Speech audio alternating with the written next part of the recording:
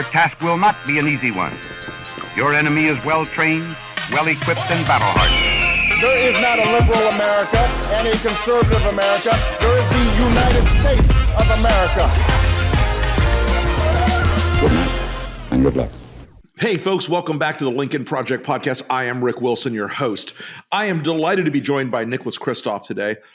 He is a writer, editor, columnist, observer of American political life at every corner. He has written about subjects so diverse, it boggles the mind, but an awful lot of it has been about the sort of character of this country and the future we're looking for. He's written a great new book called Chasing Hope. And it is a story, Nick, of your life in the world of writing, in the world of journalism. Talk to us about what inspired you to write the book and tell us a little bit about it. Sure. Well, great to be with you, Rick. Thank you. If in the acknowledgments I had been totally brutally honest about how the book came to be, I would have to thank the Oregon Secretary of State because I had run for governor and then she bounced me out of the race and all of a sudden I had time and I wanted to write a memoir in part because I've, witnessed these incredible changes in journalism. I've been in the center of them. And, as a journalist, we have kind of a front row seat to history. And also, I care a lot about these issues. And I thought that the narrative arc of my career covering them would be a way to suck people into a lot of issues that I deeply care about.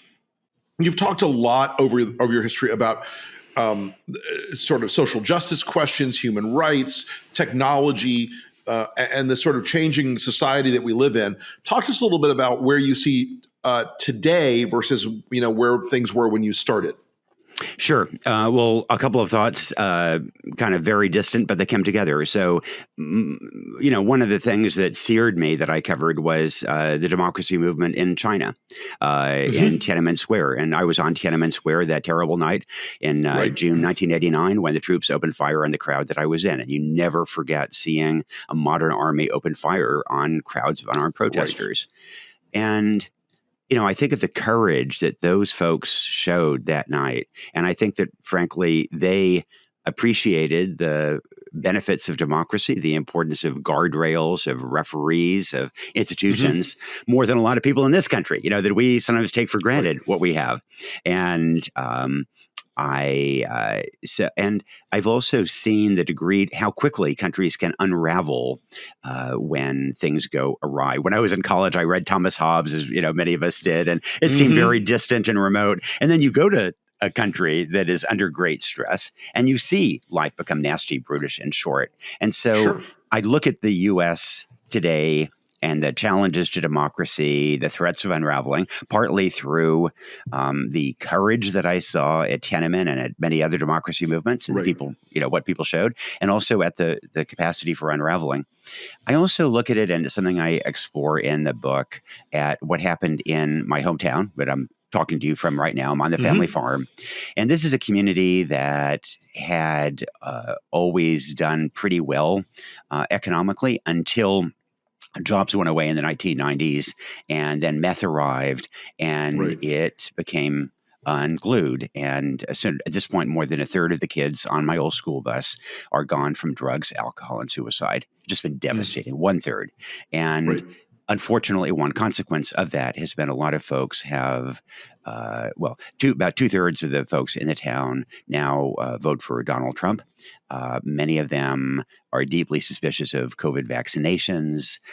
There's been, some of them talk about taking up arms against the government. And, these are people I know and care about. And I'm aghast at what is the direction some of them are going in. And of course, they're aghast at the direction I go in. But we still care a lot about each other. And as you said, you've written about countries, Sudan and Iraq and Libya that were in states of collapse, that were in states where the norms and institutions, even of those countries, they may not have been as established as they were here. All those countries still had some moment where the system didn't hold, where that's right, everything fell apart. And I wonder sometimes, is there sort of a nihilist thing built into this MAGA movement, burn it all down ethos that we haven't, for those of us in the center and the center left, if we haven't appreciated that, the power of that nihilism, the power of that we're not getting our way, so it all has to go mentality. Yeah, I mean, my take, and I'd be curious about whether you agree or disagree, but I mean, this is partly framed coming from Yamhill, Oregon, but sure, I think that the anger and frustration that people felt was very easily exploited by demagogues who then, I mean, one of my dear friends who was very pro-Trump. This is a woman who was homeless for 7 years. She lost 4 family members to suicide. She at one point held a gun to her head, and then Trump came along and he promised that he was going to bring back factories, and he pointed to various scapegoats. And Mary felt like he was speaking to her, and then. And I think that, I mean, she was rescued from homelessness by a church. And so she is, now deeply faithful, and she perceives Democrats as being disrespectful of faith. And you see, this is something that has been a pattern throughout history of, in desperate times, you get demagogues emerge who make promises and bring them and roll people along. And it's such a contrast with the last, the great Republican crisis of my childhood after Nixon, when you had Senator Goldwater, Mr. Republican, going to Nixon and telling him it was time to go. And you had Howard Baker and Howard, exactly. And, the Watergate Committee and a real effort to bring integrity back to the White House. And at this point, everybody has just, followed the demagogue. And I don't think that the Republican members of Congress believe a whit of what they say, but I think that it's political opportunism. I agree with you 100%. The ones that are survivors up there, they are all playing a game. It is profoundly cynical. It is profoundly corrosive, I think, but it is a game nonetheless. And they, if you got JD Vance in a room and told him he couldn't leave until he told you the truth, he would admit it's all a lie. He knows it's all a lie. Our friend Stuart Stevens has written a book. It's all a lie. And I mean, JD Vance said similar things before it was apparent that Trump was going to actually become president. And, then he pirouetted, as so many others have done. It does require a lot of political gymnastics to stay in that game. But again, I do think, you have identified there are things that have driven this movement. There are things that have pushed these folks. Some are legitimate concerns, like methamphetamine and oxycodone and those things in these communities that have just torn them apart with no meaningful response from the federal government in either party. Let's be really honest. Nothing is sufficient to change their view that they've been abandoned, that they've been left to the wolves in society. But have we failed as a country to offer up that more optimistic American tradition, that more, capable sense that, we're Americans, we can fix this, we can do this? It feels sometimes to me like there was some Democrats have sort of abandoned that can-do, big picture attitude. It's like, we'll fix it all from here in Washington if we do anything about it. You little people just wait for help. And I kind of feel like we need to return to telling Americans they're capable of greatness, and not in the ugly nationalist way of Trumpism, but they're capable of greatness in helping their friends, their family, their neighbors, their community. It just feels like we lost the ball on that. And you've written some stuff over the years that where I see there's daylight out there, and I see that it's still there, but I don't know that we're good enough storytellers nationally to remind people how good they are and how competent they can be. So I think that's right, with the caveat that one first has to acknowledge how awful things are in a lot of places. And I don't think we have fully done that. I spent a lot of time in Iraq and Afghanistan, and those were important wars to cover. Yep. But every 2.5 weeks, we lose more Americans to drugs, alcohol, and suicide than we lost in 20 years of war in Iraq and Afghanistan. And I don't think that we in the media, I don't think that elected officials. I don't think anybody has fully acknowledged just the desperation and, of what is unfolding. And so I think, first of all, we have to fully confront that and devote many more resources to that. But then I'm completely with you. And while the federal government is kind of paralyzed, there are actually a lot of initiatives around the country through local governments, state governments, through nonprofits that imperfectly make a real difference. And I think that it would be great to show that, yes, these problems are enormous, but we do have a toolbox that can make a real difference. And we have the resources. And look, folks, we can lick these problems together and offer, as you say, that that ray of hope going forward. And I think that's realistic. I really do. I mean, I just had yesterday I heard from a friend a woman who had overdosed 44 times in the last few years, Narcan 44 times, and revived. And then finally, about a week ago, she was badly beaten up by some people trying to steal her drugs, and she just had enough. And now she's in detox. And, good for her. If we can make sure that people who want to get into detox and want to get into recovery actually have a spot, that is one step forward. And if we can deal with the problems upstream and get people through high school and give them some vocational skills or a path to college, we can do this. But I just think we don't try hard enough. It's the 80th anniversary of D-Day coming up near when we're recording this. And I've been reading a lot about it. I just read Garrett Graff's amazing oral history, when the sea came alive about it. And all of these amazingly complex, difficult, terrible, weighty problems.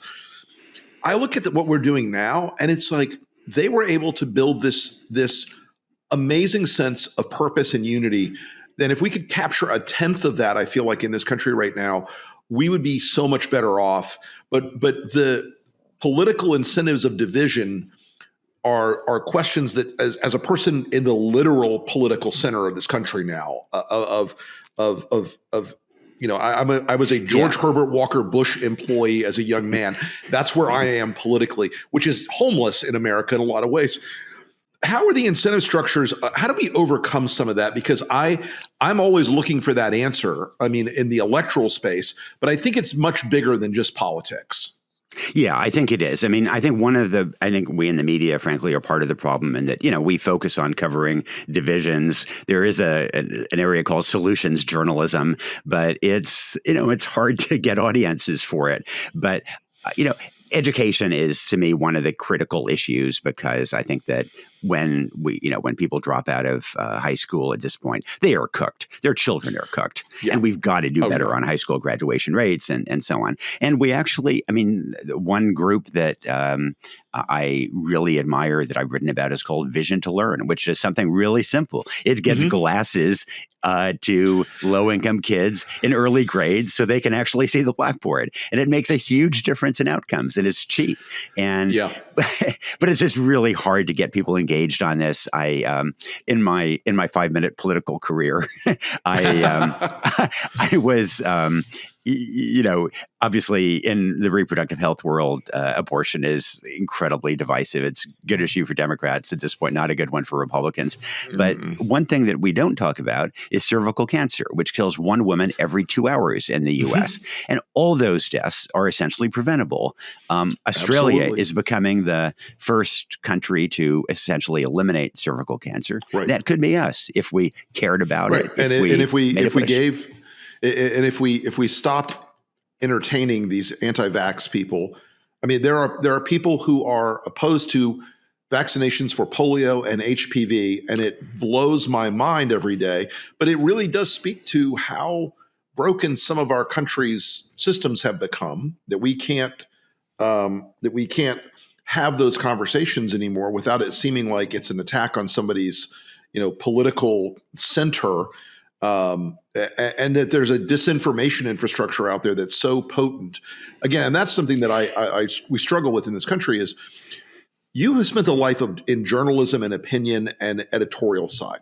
And those things were about taking facts, thinking about them, offering a perspective on them, giving people an argument to have about them. But now it's just like there's a strict denial of fact especially on the MAGA side of the equation. They don't want to hear that vaccines save lives. They don't want to hear that that American billionaires don't necessarily need another tax cut. They don't want to hear that the misery economically they're experiencing is much more from McKinsey than from Mexicans. And it just strikes me that that disinformation matrix has got to be broken up somehow. So, fundamentally, I entirely agree with you, Rick. And I think, Fox News was basically killing its audience with its skepticism about vaccines, COVID vaccines. And, you saw that in epidemiological studies. Mm-hmm. But I also, so I agree. The baseline is I completely agree with you, but I also think that it has become too easy, as Republicans have become incredibly wacky, for Democrats just to point fingers and say, they're hopeless. We can't do anything.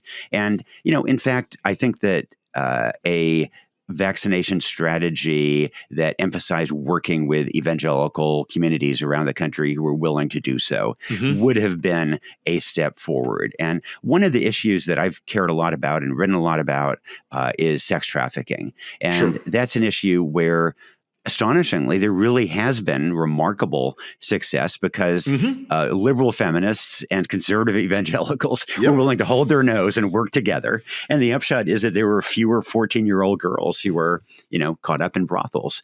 And I wish we could. And so we absolutely need to blame Republicans for their lack of cooperation and their idiocy in so many ways. But we can't make that an excuse for liberals not trying to work every way they can to bring in some constituencies. Oh, look, I have told my liberal friends, many times, they used to ask me, how do we Republicans keep beating us? I'm like, because we understand that you can't have a base-only strategy in America as a general rule. Unless you live in a major metro or the deep countryside, you can't have a base-only strategy. You have to go base plus. You have to add people absolutely in. Right. And I think that is something, it's a lesson. Look, honestly, the Biden campaign was slow to figure it out in 20. So groups like the Lincoln Project helped fill that gap. I think they understand it a little better now. We're still going to help fill that gap. But it's this idea of you don't lose something by bringing somebody else into your coalition. You don't lose the end goal of, addressing cervical cancer or poverty or illiteracy or climate or anything else by expanding. There's a movement of conservative environmentalists out there. Frankly, guys like me who grew up in that conservation ethos, that Teddy Roosevelt conservation ethos, who have no home right now because it's like a lot of folks on the left on the climate argument are like, it's only this way. We don't want to even hear from you. I have a good friend of mine, Benji Backer, wrote a great book, Conservative Environmentalist, and it's lovely and it's thoughtful. And he's just gotten like a stiff arm from a lot of people in the mainstream climate movement who don't want to listen to anything else except their own song. I think that's something that is a weakness on the left. I think that's true. And I think actually the environment is a great example of that because historically the environmental battles in this country were between environmentalists on the left and the business community on the right. And there's still an element of that. But today, a lot of the debates are actually within the environmental community. So in Eastern Oregon, the economic opportunity, for example, comes from solar and wind possibilities. But to make them work, you need transmission capacity and you need to build new transmission lines. And you have other environmentalists who are battling the capacity to build those transmission lines. And, as in the South, you have more and more solar capacity. You're getting more of a constituency for those. So I think that there are opportunities now to try to build a bigger coalition. And the Republican Party has so failed on governance. It's so clearly, you look at the House Speaker and it says it's totally not about government. It's all about performance. But I do think that, especially on the West Coast in the blue cities, we liberals are also too much about performance and not enough about governance. You see that every time you walk through Portland or San Francisco. Plenty. I wrote a book in 2020 about, how do you beat these people? And some of it is the Democrats have to understand there's a broader world out there outside of the metro area. And look, and sometimes I think Portland is one of these examples where the illusion of what Portland is in the minds of Republicans, blasted nuclear hellscape that, where cannibals roam, um, versus, the idea that people watching, the city in flames were going to be comfortable with it on the part of Democrats. It really does. It really does. I think offer there's a weak spot on both sides of that political equation.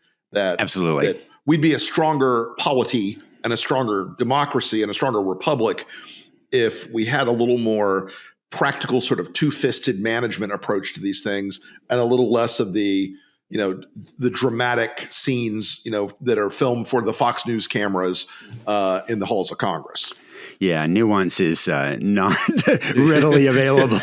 Our national nuance supply is running very low. Yeah, exactly. We need to boost that nuance stockpile.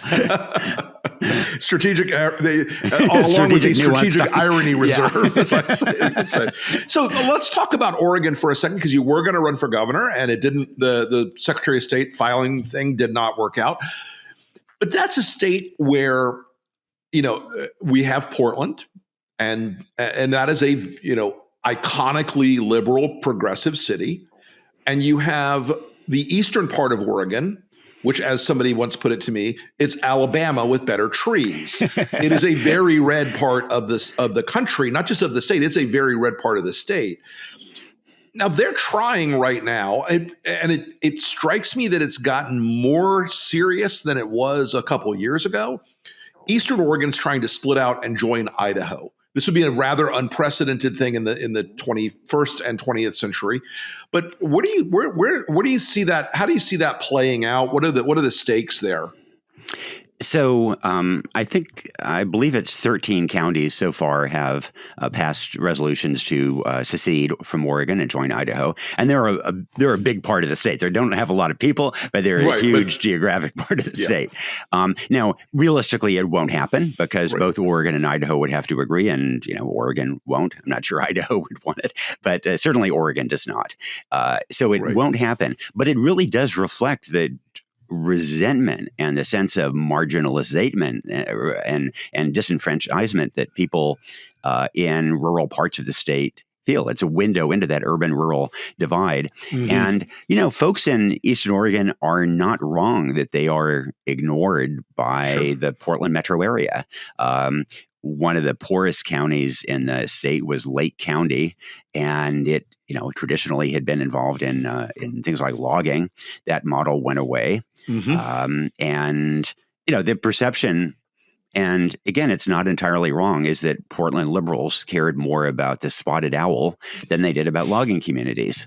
And so the business model for Lake County right now is a state prison. And that's just, that's when these communities lose hope, when they see young people with no future, that's what tends to drive them to political extremism, to, it just really broken down a lot of the state. And I think that part of what we need to do is rebuild the economic business models for a lot of these places. And I mean, Biden, to his credit, I think he has tried to do that with, efforts to boost bandwidth, et cetera. But I think he's done a better job economically than he has in messaging about it. Oh, I think that's absolutely the case, Nick. I think that the irony that when the infrastructure bill passed, the first organization to have put out an ad on TV for them was the Lincoln Project. And I called someone at the White House. I'm like, look, just take our name off of it. Here's just run with this. They're like, well, we didn't really think to do that because some of our climate people weren't happy with the bill. Oh, boy. I'm like, so you're making the best the enemy of the good. Great. Yeah. But, well, Nick, I want to thank you so much for joining us today on the Lincoln Project podcast. Folks, the book is Chasing Hope. It's terrific. I read it last night before we did this podcast today. It has a lot of stories from Nick's time covering the biggest issues of our lifetimes. And especially some of the stuff that you write about in there that turns out to have been really prescient about where we were going to end up if we did certain things. The Iraq War is one of them. I was wrong. You were right. I'm just going to say it. But there are a lot of stories in this book that I think you will find inspirational, folks, and I really recommend it. The book is Chasing Hope. My guest today was Nick Kristof. Thank you for listening to the Lincoln Project Podcast.